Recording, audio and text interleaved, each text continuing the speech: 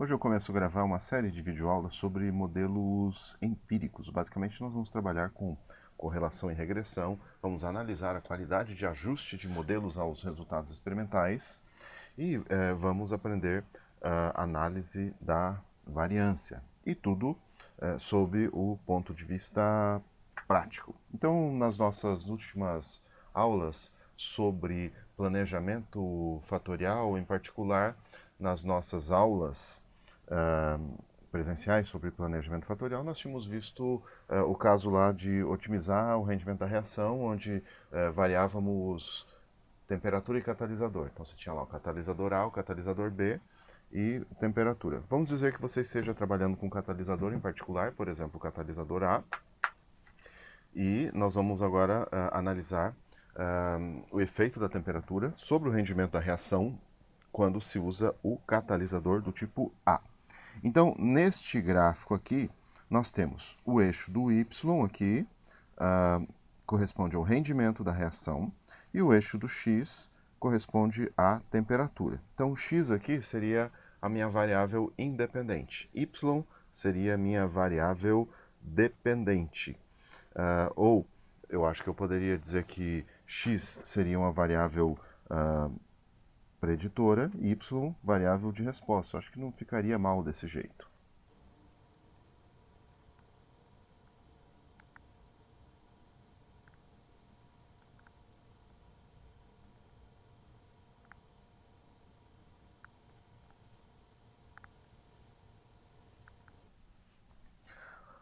Bom, se você tem medidas realizadas em apenas duas temperaturas, como é o caso aqui, nós medimos em 40 graus e 60 graus, nós temos a 40 graus aqui o respectivo rendimento a 40 graus. Então você tem esse pontinho e a 60 graus o respectivo rendimento, né? Então cada pontinho representa um par de valores, né? O valor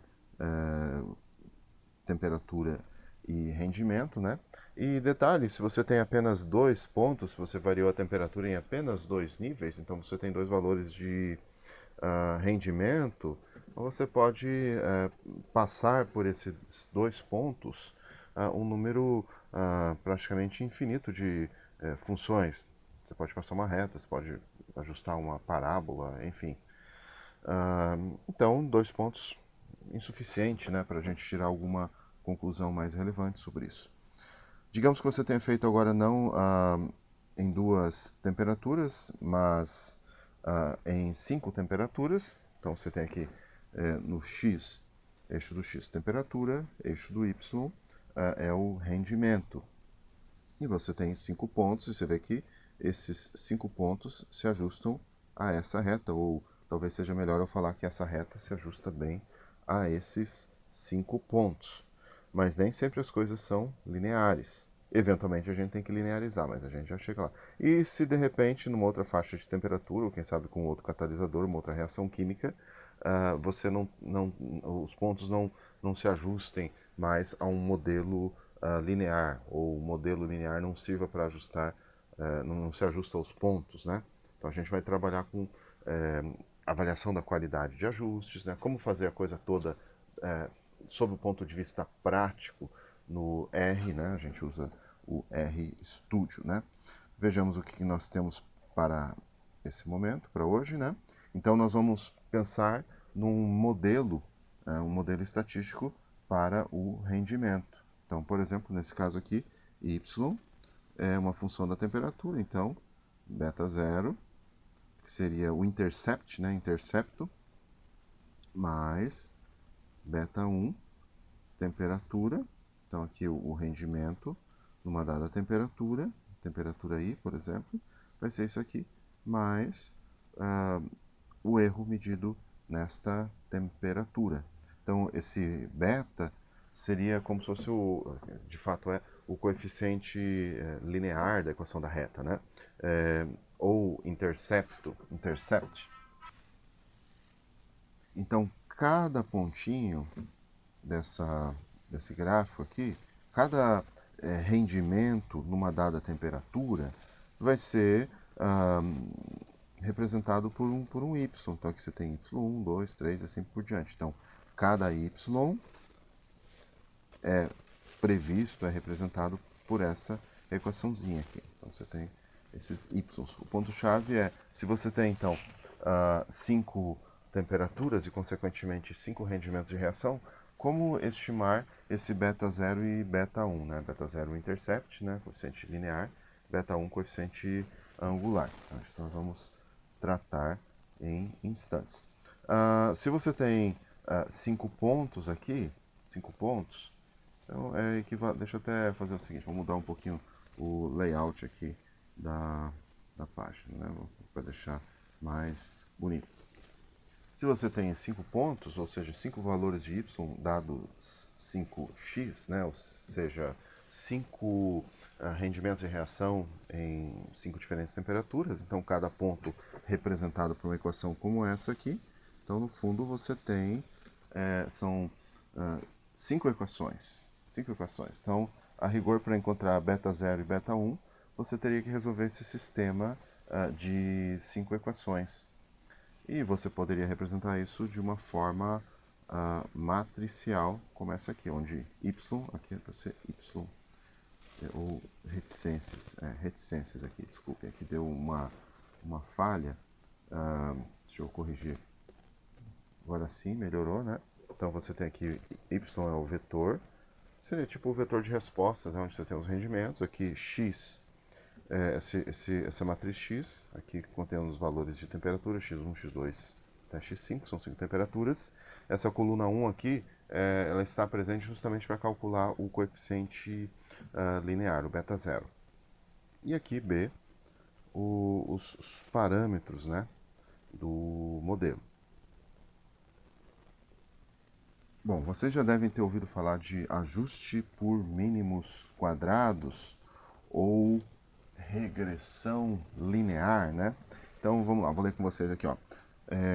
Você pode verificar usando uma régua que não é possível traçar uma reta que passe ao mesmo tempo por todos os 5 pontos da figura anterior. Então, tipo aqui, ó, você passa aqui, se você tiver uma régua, né? Eu não tenho uma régua aqui, eu tenho minha mão trêmula. Aí você passa aqui uma reta, essa reta não vai atravessar os pontos em cheio, sempre vai deixar resíduos. Se você vê uma reta atravessando os pontos em cheio, passando pelo centro de cada pontinho, você pode desconfiar que o cara simulou os dados, tem trapaça aí, pode acreditar. Bom, voltando aqui, né? Então, vamos lá, ler de novo. Então, você pode verificar, usando uma régua, que não é possível traçar uma reta que passe ao mesmo tempo por todos os 5 pontos da figura anterior. Qualquer reta que decidirmos escolher deixará resíduos em relação a algumas observações, como está ilustrado aqui com certo exagero nessa figura. Então, ó, a reta está aqui, a reta obtida pela regressão linear, né, pelo método dos mínimos quadrados, e nós temos os pontos experimentais aqui, né? Os pontos. Então, os pontos são experimentais e a reta, ela é a reta do ajuste linear. Então, sempre existe uma diferença entre o ponto experimental e o previsto aqui pela reta. Essa diferença é essa distância vertical aqui, que corresponde ao resíduo. Então, o resíduo num dado, para uma dada temperatura, um dado valor de x, né, esse iésima temperatura, esse resíduo vai ser o valor de y observado para essa temperatura, menos o valor de y previsto para essa temperatura, usando a equação de regressão. Então, com relação ao ajuste por mínimos quadrados, a gente diz que, em termos práticos, a reta passar mais perto dos pontos significa minimizar a distância global dos pontos em relação à reta. Isso é minimizar o comprimento total dos segmentos verticais aí em verde. Então, a maneira tradicional de conseguirmos esse resultado é localizar a reta de tal maneira que a soma dos quadrados dos resíduos seja a mínima. Então essa é a razão pela qual esse método é chamado de ajuste por mínimos quadrados. Ele é conhecido também como análise de regressão, termo usado pela primeira vez nesse contexto por Francis Galton em 1885, no seu artigo intitulado Regression Towards Mediocrity of Hereditary Stature. Enfim, se você somar essas distâncias aqui representadas por essas retas, essas distâncias verticais representadas por essas retas em verde, se você somar essas distâncias, então somatória, valor experimental menos o valor previsto, isso aqui vai dar zero. Então isso é um problema, né? Então, ao invés de somar essas distâncias aqui, você soma o quadrado. Então, é a soma dos quadrados dos resíduos. E o método dos mínimos quadrados minimiza essa soma dos quadrados dos resíduos. Detalhe que essa equação matricial, né, que você vê aqui, ela pode ser usada também para regressão, você pode montar para regressão múltipla, por exemplo, para regressão múltipla. O que é regressão múltipla? Você tem um y, um vetor y e vários x.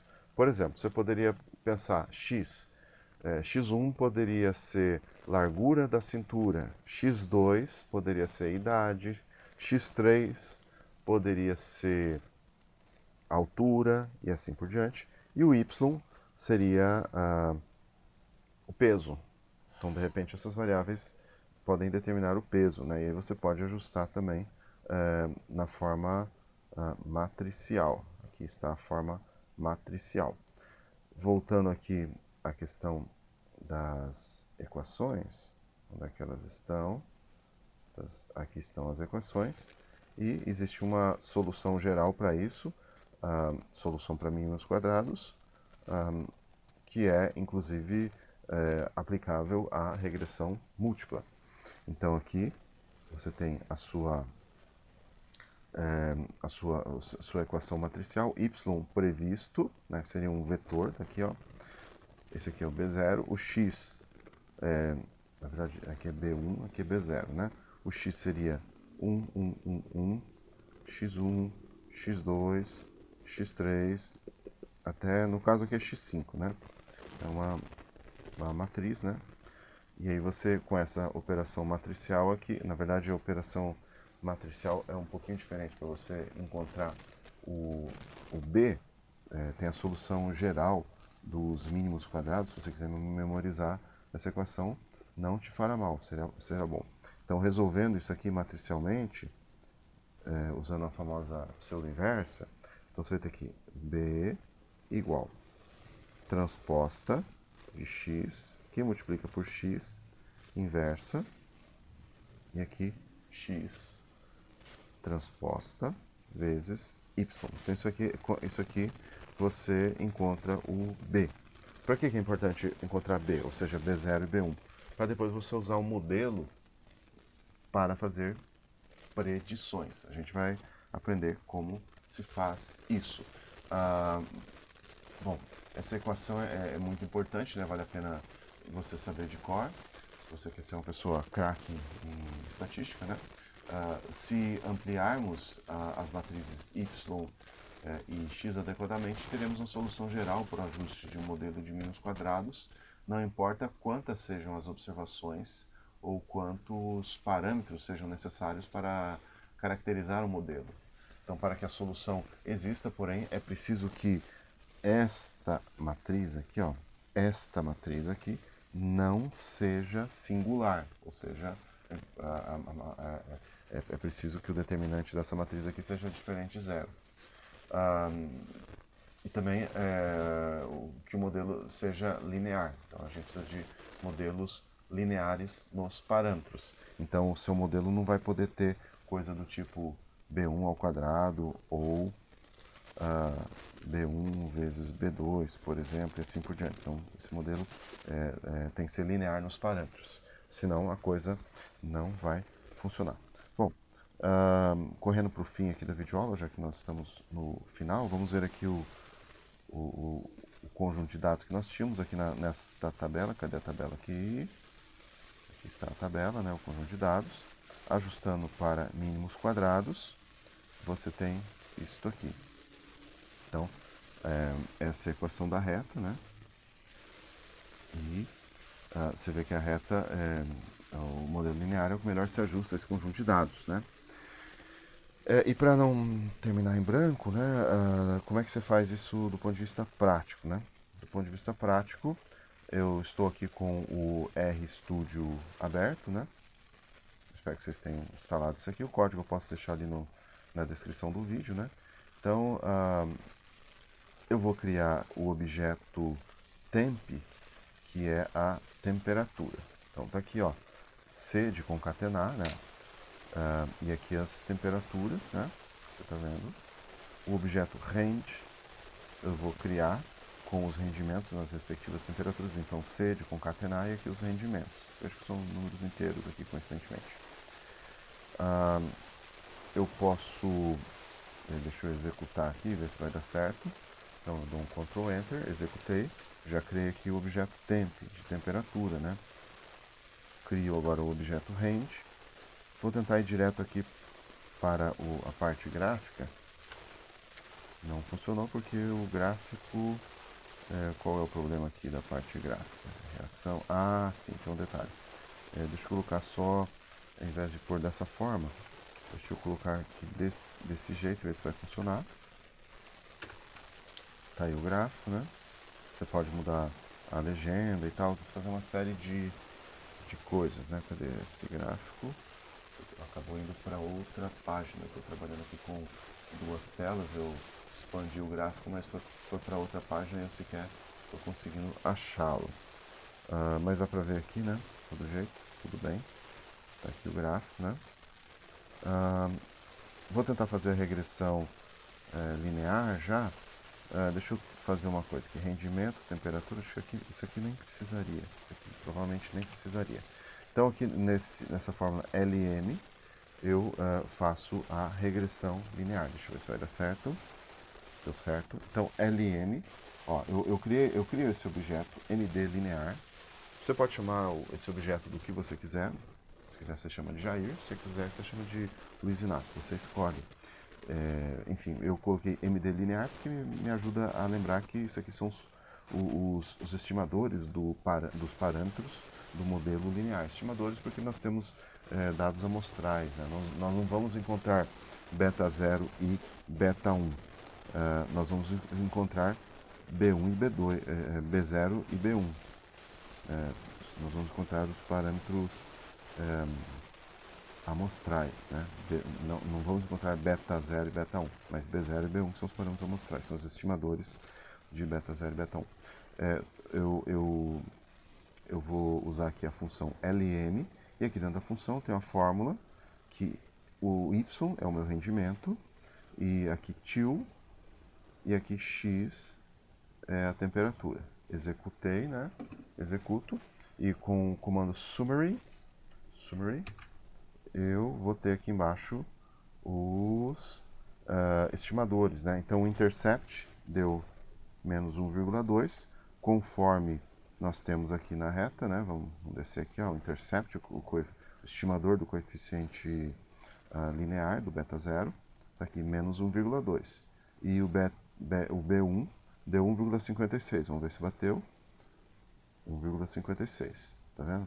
Detalhe, ó, o valor P aqui, bem pequeno pro B1, já para o B0 ele está bem alto, indicando que B0 na verdade não é estatisticamente significativo, então você não tem segurança sobre exatamente onde está esse coeficiente linear. Então você pode suprimir a estimativa do coeficiente linear mexendo aqui na fórmula. Ó, aqui eu vou fazer o seguinte, vou pôr menos 1. Deixa eu executar. Executei. E de novo vou rodar essa linha summary.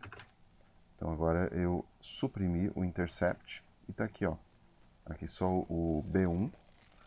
como ele é estatisticamente significativo. E aqui está o erro padrão, 0,011. Então, suprimindo o intercept, y vai ficar igual, eu não memorizei, 1,54, 1,54, 1,54 temperatura, o erro padrão mais ou menos 0,011. É um erro padrão bem pequeno, né? Repare que quando a gente não tinha suprimido o coeficiente linear, ou seja, o intercept, olha, eu vejo que o erro padrão estava maior que o próprio estimador do parâmetro.